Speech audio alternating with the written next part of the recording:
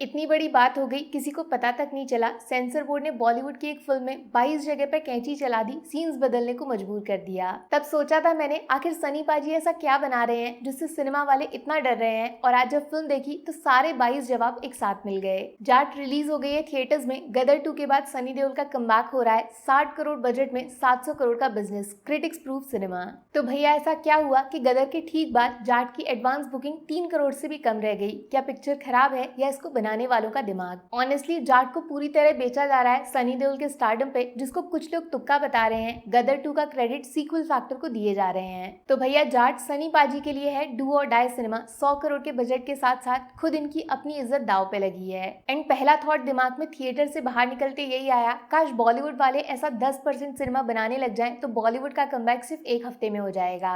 सच बताना, लास्ट ऐसी कौन सी हिंदी फिल्म देखी है आपने जिसमें हीरो से ज्यादा फोकस डायरेक्टर का विलन के ऊपर होता है, उसका अलग से अपना खुद का स्टोरी लाइन होता है। रणदीप हुड्डा इन जाट, भाई फिल्म देखकर शर्म आ जाएगी उन सब लोगों को जिन्होंने आज तक ऐसे एक्टर का सही ढंग से इस्तेमाल नहीं किया। जाट में रणदीप हुड्डा मार किसी और को रहे हैं, लेकिन दर्द सबसे ज्यादा बॉलीवुड क्रिएटर्स को हो रहा होगा। अच्छे खासे शेर को बिल्ली बना के रखा है आज तक। और सिर्फ विलन नहीं, विलन के साथ उसका एक सपोर्टिंग कैरेक्टर विनीत कुमार, जिनको पहचान मिलने में सालों लग गए। थैंक यू छावा, लोग इनकी कदर करना सीख गए। जाट में विनीत शक्ल से कम और एक साउंड इफेक्ट की वजह से ज्यादा फेमस होंगे। वो जिस तरीके से आवाज निकालते हैं उससे फिल्म का माहौल बिगड़ जाता है। इस फिल्म को बनाने वाले जो जीनियस हैं उनके लिए ये सब करना बाएं हाथ का खेल है, क्योंकि इनकी एक फिल्म थी क्रैक, उसमें एक नोट, आम और कील से फिल्म की पूरी कहानी सुना दी थी। तो इस बार जाट में सिर्फ 2 शब्द से फिल्म की कहानी को शुरू करके खत्म कर दिया, सॉरी बोल। जब सनी देओल ने ये पहली बार बोला, थिएटर में सब हंस रहे थे, लेकिन बाद में जब फिल्म खत्म हुई, ये सॉरी पूरी बॉलीवुड फिल्म इंडस्ट्री के मुंह से निकलेगी, जो पता नहीं क्यों सलमान, सनी देओल ऐसे एक्टर्स को ज्यादा सपोर्ट करते नहीं हैं। जाट को आप एक एक्शन फिल्म समझ रहे होगे, सिर्फ मार धाड़, एक अकेला आदमी 100-200 लोगों को मार के खुद को हीरो साबित कर देगा और फिल्म का क्लाइमेक्स अपने हाथों से लिख देगा।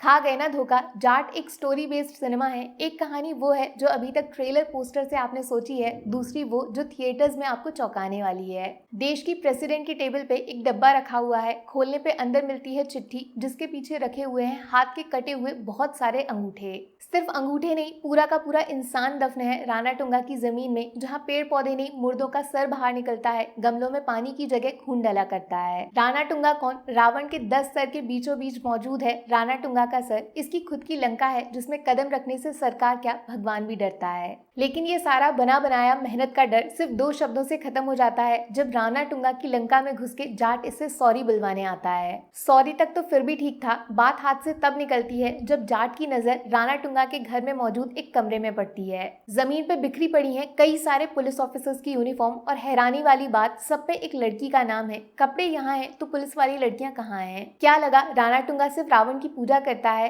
अरे वो तो हकीकत में उसी लंका से आया है जहाँ सच में रावण माता सीता को उठाने से भी नहीं डरता है। इसके आगे जो फिल्म में होगा उसके लिए एक वार्निंग देना जरूरी है, क्योंकि शायद ऐसा सिनेमा बॉलीवुड में आज तक बना नहीं होगा जहां इस तरह 100-200 लोगों का सर कटा होगा। लिटरली फिल्म के हर दूसरे सीन में सर धड़ से अलग हो जाता है, और डरावनी बात जानते हो, सर काटने वाली तलवार एक औरत के हाथ में दिखाई गई है। काफी टाइम बाद इतना स्ट्रॉन्ग ईवल फीमेल कैरेक्टर देखने को मिला जिसके लिए आप बिल्कुल रेडी नहीं हो। लेकिन और क्या ही एक्सपेक्ट करोगे उस फिल्म से जिसकी कास्ट में एनिमल और पुष्पा जैसी फिल्मों के एक्टर्स भरे पड़े हैं। सोचो कितना मुश्किल होगा गदर जैसी फिल्म के बाद सनी देओल को लेकर एक एक्शन फिल्म बनाना। लेकिन जाट ने इस चैलेंज को सिर्फ पूरा नहीं किया, गदर से भी एक लेवल ऊपर कर दिया, क्योंकि उनके सामने उनके ही जितना एक पागल कैरेक्टर, जबरदस्त एक्टर को खड़ा कर दिया। फिल्म में एक सीन है जहां सनी देओल पुलिस स्टेशन के अंदर जाते हैं, वहां जो होगा उसके लिए कोई तैयार नहीं होगा। ऐसा प्रेजेंटेशन सनी देओल का आज तक नहीं देखा होगा।